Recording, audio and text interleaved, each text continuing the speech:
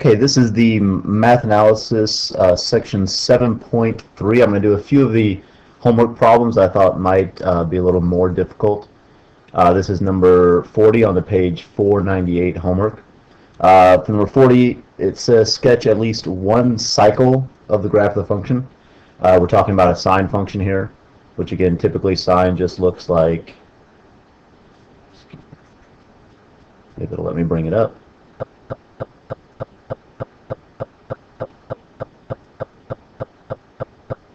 There we go. Typically sine just looks like that.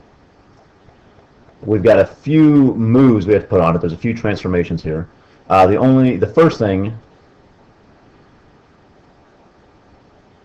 is that we have a different amplitude. We have an amplitude of 2/3. So usually sine has its lowest valley at -1, its highest peak at 1. Instead, though, with an amplitude of 2/3, again, this is the amplitude, our lowest valley now, instead of being at -1, is only going to be at -2/3. So we'll say right about there's 2/3. And again, instead of being up at 1, we're going to be at 2/3 here as well. So it's only going to go this low and that high up. So that'll account for that. The more difficult part, I think, is determining the period. That's where this number 2 comes into play. Usually, the period of sine or cosine is 2 pi. And if you remember from our lesson, what we do is we take the normal period, which would be, again, 2 pi, and we divide that by whatever that number is, divided by 2, which obviously would leave us with pi. So the period of this function is equal to pi. And again, the logic behind this is sine will complete 2 full cycles in the normal 2 pi. So how long would one cycle be? Pi, the length of pi. So the far end here, instead of being 2 pi like it's typically been, the far end here is going to be pi. Now, just as we've done before, we want to split into 4 equal parts. Now, usually these increments were pi over 2, pi over 2, pi over 2, another pi over 2 every time. Well, obviously that can't be since I have to end at pi. So right in the middle here, that's obviously pi over 2. This would be half of pi over 2, so therefore it has to be pi over 4. So I've got 1/4, 2/4. This would have to be 3 pi over 4, and then 4 pi over 4. So now we're good. The actual graph now, sine, remember sine starts on the axis, so I'll put a little dot there on. Then at the next increment it'll go above. There's no negative, so we're not flipping it or anything.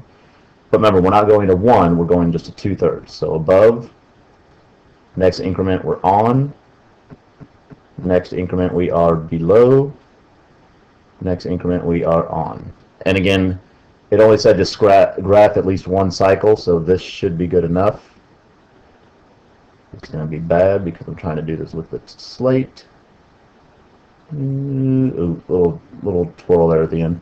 But that's good enough. So there is a graph of the sine function that's displayed here, just one cycle of it. Again, obviously it would continue on forever both ways, but all we need is that one. Next problem I want to do is number 44, tangent. There's no number in front, but remember it wouldn't be an amplitude anyway. Tangent doesn't have amplitude. So amplitude means how far above or below the axis do you go. Tangent goes forever. But even so, there is no vertical stretch. The only thing we really have to concern ourselves with on this one is that the period is going to be changed because of that pi over 2. And again, that doesn't mean that the period is pi over 2.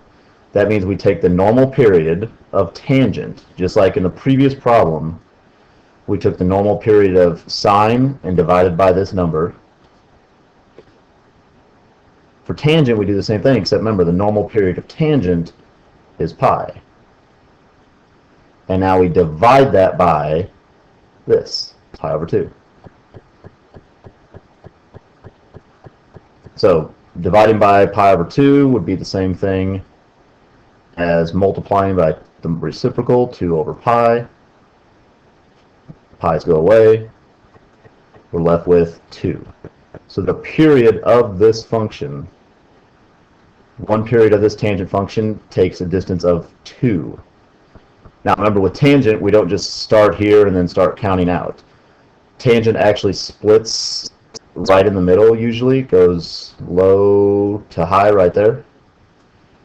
We're going to do that same thing, except usually we went pi over 2 this way, pi over 2 this way.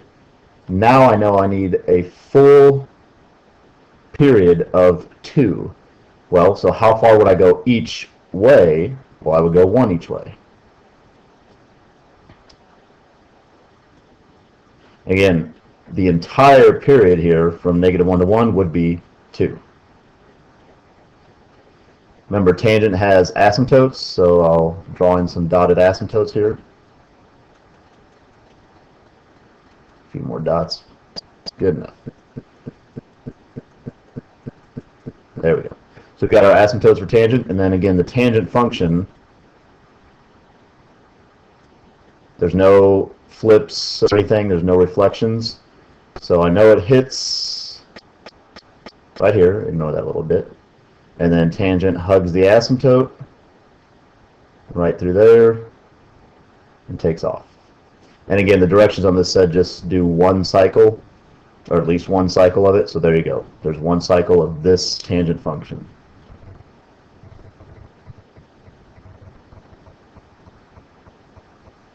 Next one I'm going to work on is number 53.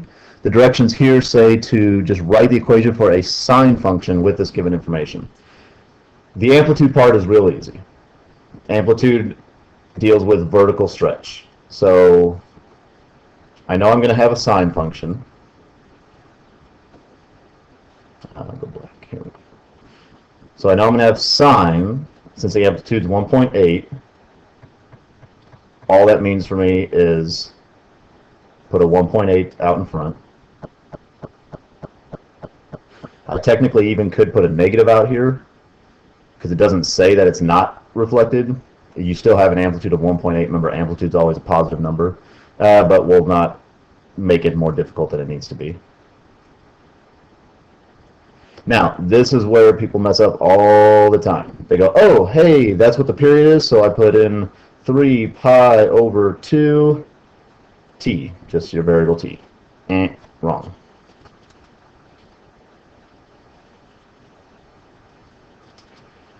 Think back to what we did. We're going to do what we did before on the previous two problems in reverse. What this means is that if I was given the equation already, which I'm not, I'm reverse engineering the equation here. If I knew what the number here was, I would take 2 pi divided by that number, I'll just call it x, whatever that number is that goes right here in front of the t, would give me the period of 3 pi over 2. So that x is what I have to solve for. So think of this like a proportion. I can just cross multiply and solve. So cross multiply, you'd have 4 pi equals 3 pi x. With a difference in those pi's. That's terrible. That's pretty good. Oh. Solve for x, so I'd be dividing by 3 pi. Divide by 3 pi. Gone. X equals 4/3. That's the number that goes in here. So it'd be 4/3. Oops. There we go. T. Or again, that's just our variable. That could be an x, that could be a happy face, it doesn't matter. And again, think of backwards like it was one of these previous problems, where instead we were given the equation to start off with. What we would do, and I always kind of run this quick little test, is I say, okay, if I was given this and I wanted to find the period in particular, I would take the normal period, 2 pi, and I would divide by this number, 4/3, which again means multiplied by the reciprocal. So cancels, reduces to 2. And there you go. Pi times 3 over 2. Yes, that is the period we wanted, so we're good. So there's my answer. That is a sine function that satisfies the given conditions. Number 55, same directions. Again, it wants a sine function, so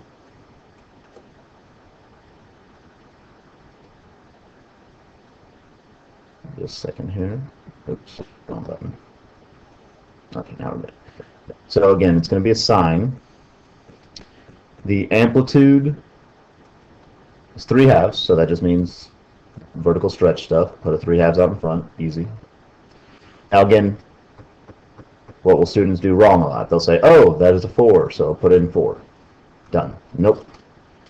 No bueno. Again, think back to what you've done. You said, oh, if that's the period, what I do is I take 2 pi divided by the number gives me the period. So 2 pi divided by some number gives me the period. In this case, the period equals 4. Well, you can either try to guess and check, maybe you know it already, but let's just go ahead and do some cross multiplication just to make sure we're okay. Cross, I'd have 2 pi equals 4x. Trying to get what x is, so divide by 4. Another mistake that I see a lot is people for some reason solve for pi. Remember, pi is just a number. That's not what we're solving for. We're solving for x. So, crosses out. We're left with x equals pi over 2. There's another terrible pi symbol. Good enough. So, that's the number that goes into my equation. Pi over 2 t. And again, I usually do a quick check. If I was given this equation, I would take 2 pi divided by this, pi over 2, to get my period. So that would mean 2 pi times 2 over pi if I multiply by the reciprocal of this. Pi's cancel. You're left with the period equal to 4. Hey, that's what we wanted. We're all good. There's our answer. One more of these. Number 59. Same idea as the previous ones, except now I'm not told the information, but I'm given all the information I need just in a graph. So it's just like the previous 2 problems.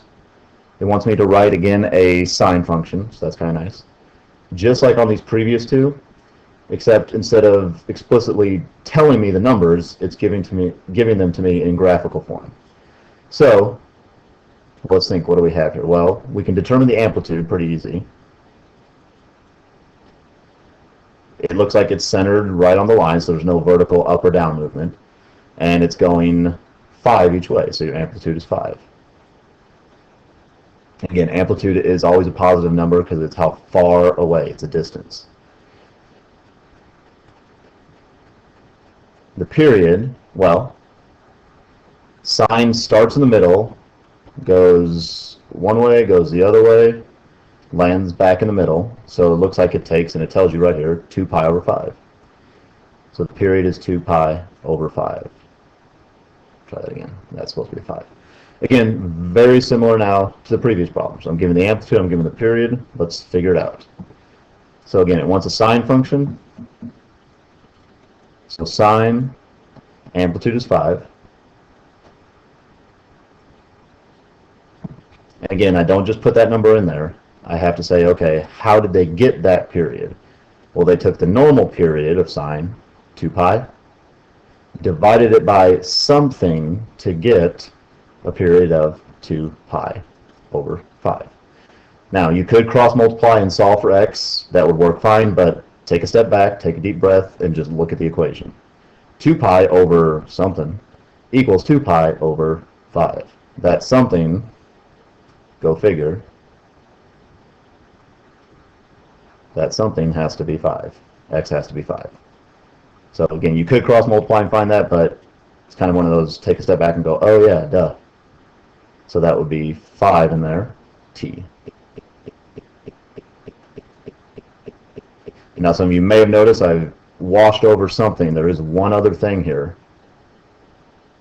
This would be a sine function that starts going up and then down and then back. Obviously, mine is starting and going down instead. So what is that? Oh, that's just an x reflection. Stick a negative out in front.